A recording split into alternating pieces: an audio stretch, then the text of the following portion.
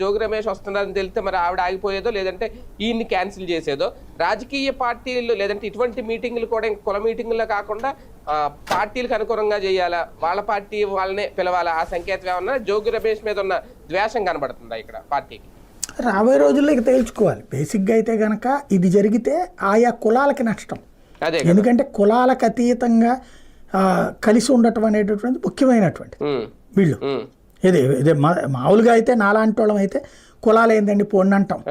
కానీ ఇక్కడ కులం గనక వీళ్ళకి లేకపోతే బీసీ ఎస్సీ ఎస్టీలు ఎదిగేవాళ్ళు కాదు. కుల సంఘటితత్వం లేకపోతే ఎదిగేవాళ్ళు కాదు. వాళ్ళని ఈ వర్ణ వివక్షలో లేకపోతే కుల వివక్షలో ఎప్పుడో తొక్కవతలు పడేసేవాళ్ళు. ఆ తొక్కడం కంటిన్యూ అవుతా ఉంది. కాబట్టి ఇప్పుడు వాళ్ళను ఒకళ్ళకొకళ్ళు అండగా నిలబడాల్సిన టైం. దాంట్లో ఇప్పుడు ఎక్కడన్నా నేననేది ఏంటంటే ఈ మీటింగ్లో ఒకటి తెలుగుదేశం పెడితే ఇతను వెళ్తే తప్పు, అది జరగల. తెలుగుదేశాన్ని కాదు, అది కుల సంఘ మీటింగ్. అంటే ఈయన కూడా సార్ ఒకటి అంటే మామూలుగా నా డౌట్ అంతే.